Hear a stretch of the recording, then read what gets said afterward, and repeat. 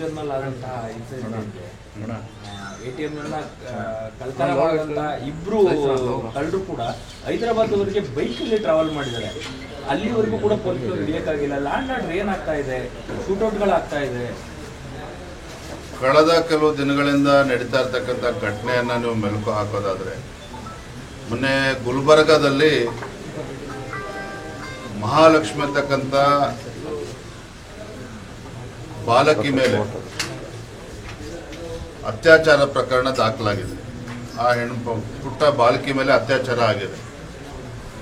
ಚಾಮರಾಜಪೇಟೆನಲ್ಲಿ ಹಸುಗಳ ಕೆಚ್ಚಲನ್ನು ಕಡ್ದಾಕಿರ್ತಕ್ಕಂಥದ್ದು. ಯಾವ ಪುಣ್ಯ ಭೂಮಿ ಮೇಲೆ ಹಸು ಗೋಮಾತೆ ಅಂತ ನಾವು ಪೂಜೆ ಮಾಡ್ತೀವೋ, ಗೋಮಾತೆ ಜೊತೆ ಯಾವ ರೀತಿ ನಡೆದುಕೊಂಡಿದ್ದಾರೆ ದುಷ್ಟರು ಅನ್ನೋದನ್ನು ನೀವು ನೋಡ್ತಾ ಇದ್ದೀವಿ. ಮತ್ತೊಂದು ಕಡೆ ಮೊನ್ನೆ ಬೀದರ್ನಲ್ಲಿ ನಡೆದಿರ್ತಕ್ಕಂಥ ಘಟನೆ ಪದೇ ಪದೇ ಪದೇ ಪದೇ ದೇಶದಲ್ಲಿ ಯಾವುದೇ ರಾಜ್ಯದಲ್ಲಿ ಈ ರೀತಿ ಘಟನಾವಳಿಗಳು ನಡೀತಾ ಇಲ್ಲ. ಕರ್ನಾಟಕದಲ್ಲಿ ಮಾತ್ರ ಈ ರೀತಿ ನಡೀತಾ ಇದೆ ಅಂತ ಹೇಳಿದ್ರೆ, ಈ ದೇಶದ್ರೋಹಿಗಳು ಏನಿದ್ದಾರೆ, ಕೆಲವರು ಅಲ್ಪಸಂಖ್ಯಾತರಲ್ಲಿ ದೇಶದ್ರೋಹಿಗಳು ಏನಿದ್ದಾರೆ, ಇವ್ರನ್ನ ಮಟ್ಟ ಹಾಕ್ತಕ್ಕಂಥ ಕೆಲಸ ರಾಜ್ಯ ಸರ್ಕಾರ ಮಾಡ್ತಾ ಇಲ್ಲ. ಹಾಗಾಗಿ ಯಾರು ಏನು ಬೇಕಾದರೂ ಮಾಡ್ಬೋದು.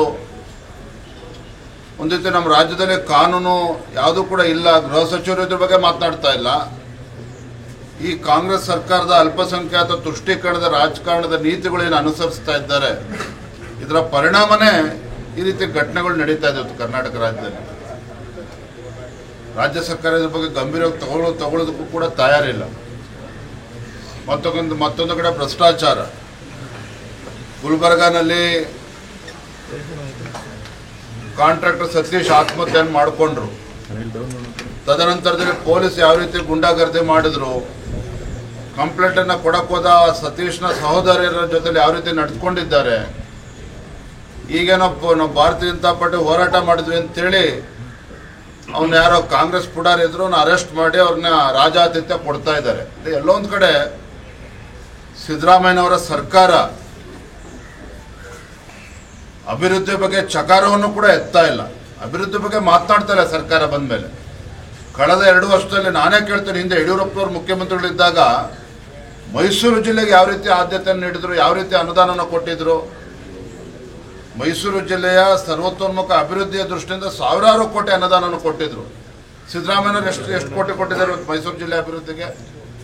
ಅಂದರೆ ಅಭಿವೃದ್ಧಿಯ ಬಗ್ಗೆ ಚಿಂತನೆಯನ್ನು ಕೂಡ ಮಾಡದೇ ಇರತಕ್ಕಂಥ ಈ ರಾಜ್ಯ ಸರ್ಕಾರ, ಮುಖ್ಯಮಂತ್ರಿಗಳು ಸಿದ್ದರಾಮಯ್ಯನವರು ಇವತ್ತು ರೈತರು ಕೂಡ ಶಾಪ ಆಗ್ತಾ ಇದ್ದಾರೆ ಸರ್ಕಾರದ ಬಗ್ಗೆ.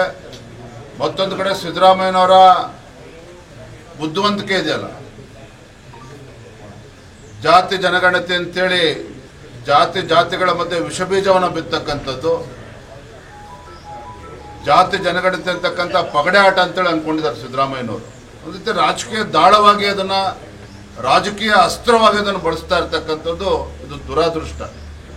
ತಮ್ಮ ರಾಜಕೀಯ ಬೇಳೆ ಬೇಯಿಸ್ಕೊಳ್ಳೋದಕ್ಕೋಸ್ಕರ ಈ ಮಟ್ಟಕ್ಕೆ ಒಬ್ಬ ಮುಖ್ಯಮಂತ್ರಿ ಹೋಗ್ಬೋದು, ಯಾರೂ ಕೂಡ ನಿರೀಕ್ಷೆ ಮಾಡಿರಲಿಲ್ಲ.